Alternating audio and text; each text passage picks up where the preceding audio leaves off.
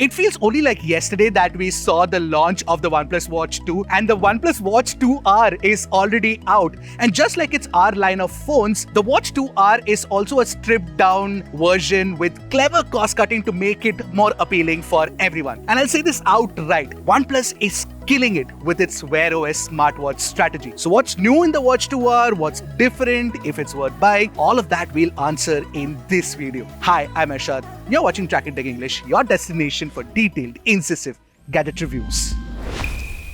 Now, the OnePlus Watch 2R is big, it's thick, it's a chunky boy, but it's lightweight. And the main reason for that is OnePlus has switched the stainless steel used in the Watch 2 for aluminum on the Watch 2R. And honestly, I've never been of the opinion that stainless steel is so much better than aluminum, honestly. It doesn't feel more premium to me. And if using aluminum brings down the weight by 20-22 grams, then that's great, right? Because you can wear it for longer and you won't feel any fatigue either. In fact, you can wear the Watch 2R and go to sleep. It's actually great for sleep tracking. As for the strap, the Watch 2R uses the same standard 22mm strap that was used on the Watch 2 as well. So you can easily find aftermarket third-party watch straps. Now, I must definitely talk about the color. So you get the watch in this green color and there's a black one. Now, green is of course OnePlus's hero color, so I think that is why they have this color variant. But I'm not really a fan of it. I actually like the black one better. And the other problem is, to hide the bezels, OnePlus has added an R reading. And in the green watch, it's actually green in color. So if you actually use any different colored strap, it will have to match with it or at least be alternative colors so that it looks good. So it'll be difficult to sort of color match. Now, the Watch 2 and the Watch 2R come with two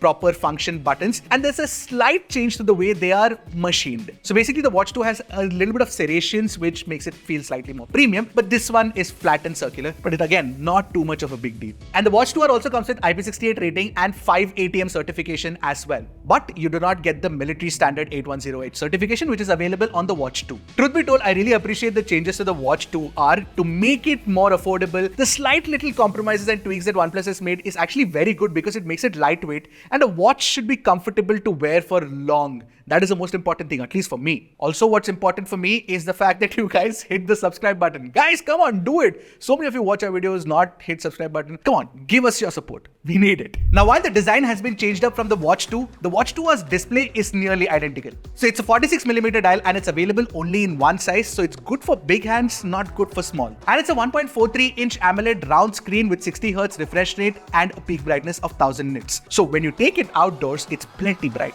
And even the screen resolution is just the same as the Watch 2. There's been absolutely no cost cutting here, which is awesome. In fact, I can say that the Watch 2R has one of the best displays on smartwatches in its price category, that's for sure. And one thing that OnePlus has fixed from the Watch 2, which I had a problem with, was the fact that the Watch 2 would smudge a lot. The Watch 2R's display doesn't smudge as much. Good job, OnePlus. Now, moving to what's on the inside, compared to the Watch 2, again, there's no compromise here. So you get two chips to run two operating systems, basically. So you get the Snapdragon W5 to run WearOS, and you get a custom BES 2700 chip to run RTOS. You also get 32GB of internal storage and 2GB of RAM as well. All of this is powered by a 500 mAh battery and Whoop charging at 7.5 watt speeds. Again, all the specs are the same as the Watch 2. Now, with all of these specs, you get two modes. You get the smart mode and you get the power saving mode. Now, in the smart mode, the watch runs WearOS, which is like the full-blown operating system, smartwatch operating system that you get. And with this, you are promised about 2 days of battery life, and you actually do get 2 days of battery life, which is what we got. And with RTOS, you can extend that battery life up to 12 days is what OnePlus claims, and we get about 7 days, which is also very, very good. Now, you must be wondering, with RTOS, it must be crippling the experience, but thankfully, it doesn't cripple the entire experience. You just don't get,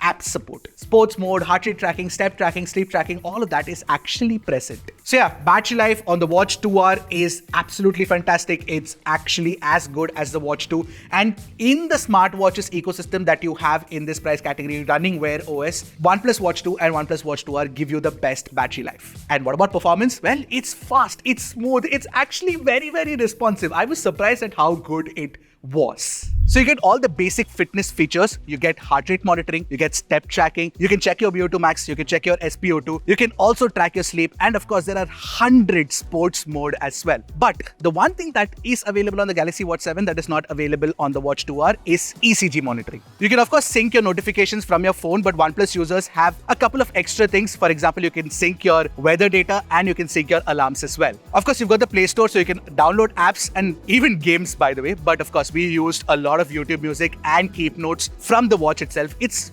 very well done and the performance is really smooth too. Now there is support for NFC on the watch, but you do not get support for Google Wallet, so what's really the point of it? And that's where a watch like the Galaxy Watch 7 pulls ahead, primarily because it's got Samsung Wallet support and it works exceptionally well too. And of course there are a bunch of watch faces. There are 2 new watch faces as well, but the one that I like is the one where you've got customized tiles where you can track your data. Now we also ran a suite of practical tests. You've got dual frequency GPS where you get dual band GPS with L1 and L5 support, and it does a very good job of mapping the area. We actually liked it. And with respect to connectivity options, you've also got Wi-Fi 6, Bluetooth 5.3, and like I mentioned, NFC, but with no wallet support. All the fitness data is captured in the O Health app. And what I like about the O Health app, even if it's not designed very well, is that you get very important data and metrics easily for you to see. And there's a lot of data and metrics that it captures. Now, we also checked the accuracy of the fitness measurements on the Watch 2R against something like the Galaxy Watch 7. And the numbers were nearly identical in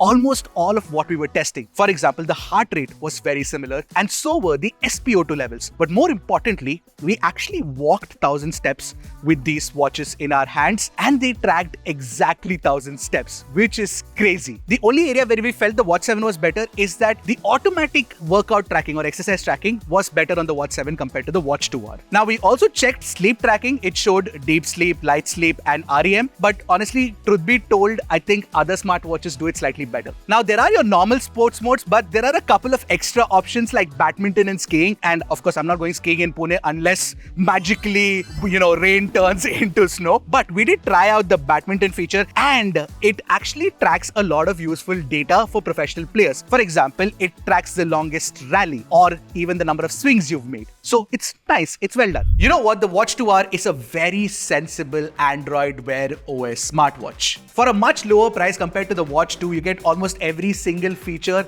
and the compromises don't feel like much. And the Watch 2R feels like a product that you could buy and build an ecosystem with. It lives and breathes the ethos of Android. Good hardware coupled with great software, great battery life, and a value for money price tag. In fact, the Watch 2R is also a great alternative to the Watch 7 unless you care about some of the really cool features that the Watch 7 has. For example, the fact that you can measure your ECG, your BPM, your metabolic rate, and of course, it's got eSIM support as well. But for the basics and for the price, the OnePlus Watch 2R has everything else covered. It's an instant recommendation from me. Would you buy it or not? Let me know in the comment section below. I'll see you guys in the next one. Until then, keep tracking and stay safe.